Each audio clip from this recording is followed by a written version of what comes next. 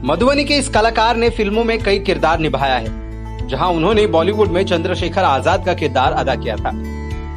वहीं उन्होंने मैथिली सीरियल्स और फिल्मों में भी अपना कला का प्रदर्शन कर दिखाया है। अब मधुबनी में बच्चों को निःशुल्क एक्टिंग सिखा रहे हैं, जिससे दूसरे राज्य की तरह मधुबनी जिले से भी बच्चे अपना नाम फिल्मों में बना सके। आइए जानते हैं कि अनिल मिश्रा ने आगे क्या कहा। नमस्कार, मेरा नाम अनिल मिश्रा है और मैं पिछले 25 सालों से रंगमंच से जुड़ा हूं और रंगमंच के साथ साथ मैं फिल्म और सीरियल भी करता रहता हूं। ख़ासकर स्थानीय भाषा में जो फिल्म बनती है, मैथिली भाषा में, उसमें मैं ज़्यादा काम करता हूं। अभी हाल ही में एक मेरी फिल्म आई है लोटस ब्लूम्स, जिसका कि यूरोप में वर्ल्ड प्रीमियर हुआ था और देश में कई फिल्म फेस्टिवल में इस फिल्म को लगाया गया। ये फिल्म नोटिस हुई है, लेकिन साथ में मेरी कोशिश रहती है कि रंगमंच भी करता रहूं। इसके पहले तक क्या है कि हम लोग दिल्ली में गर्मी छुट्टी में वर्कशॉप कराया करते थे दिल्ली सरकार की तरफ से, तो वहाँ हम लोगों की भागीदारी होती थी। लेकिन इस बार हम लोगों को बुलाया नहीं गया, तो खाली तो बैठना नहीं है। अब मधुबनी में हैं तो हमने सोचा कि क्यों ना यहाँ के बच्चों को लेकर के काम किया जाए, क्योंकि यहाँ भी रंगमंच की वही स्थिति है। खासकर बाल रंगमंच को लेकर के तो कोई काम ही नहीं कर रहा, कभी काम ही नहीं हुआ। लेकिन जड़ तो हमारा बच्चा ही है, जड़ में पानी देना बहुत ज़रूरी है, क्योंकि बच्चे ही एक दिन बड़े होंगे और बच्चे बड़े होकर के फिर बड़े ही एक दिन प्राउड होंगे। हम लोग कोई अगर फिल्म सीरियल बनाते हैं तो उसमें हम लोगों को कलाकार के अभाव से जूझना पड़ता है, आर्टिस्ट मिलते नहीं रहते हैं।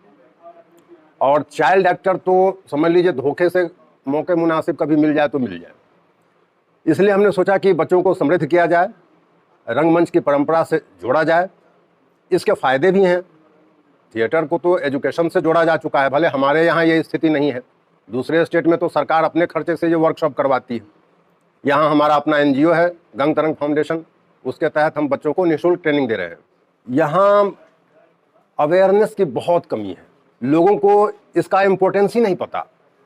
वो एकेडमिक एजुकेशन को ही महत्व देते हैं, कला संस्कृति से कोई जुड़ाव दूर दूर तक नहीं है।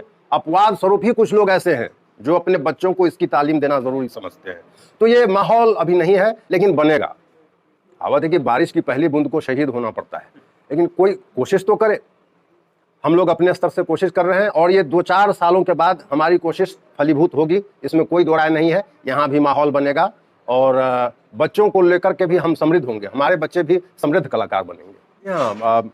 मुझे सबसे पहले मौका मिला था संजय खान साहब के जय महाभारत सीरियल में। 2001 में ये जी टीवी पर टेलीकास्ट हुआ था। उसके बाद केतन मेहता साहब का माया एंटरटेनमेंट प्रोडक्शन, उस बैनर तले मुझे चाचा चौधरी सीरियल में काम मिला था। फिर भाग न बाँचे कोई, दीदिया, ये सब ETV बिहार पर, उत्तर प्रदेश और बिहार के चैनल पर आता था।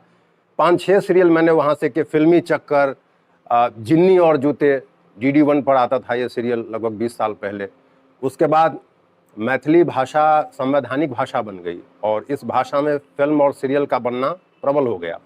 मैथिली में फिल्में बनने लगी तो मुझे लोगों ने अप्रोच किया, जो यहाँ के लोग हैं, और उसके बाद मेरी भागीदारी मैथिली फिल्मों में बढ़ गई, रंगमंच और फिल्म दोनों में।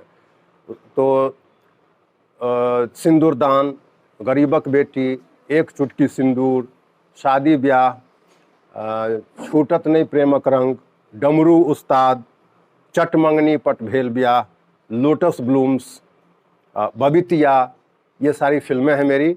और सीरियल हैं, हिंदी में तो बताया ही, महाभारत, चाचा चौधरी, और मैथिली में SN झा के गजबे दुनिया, जो DD बिहार पर 6-7 साल पहले टेलीकास्ट हो चुका है।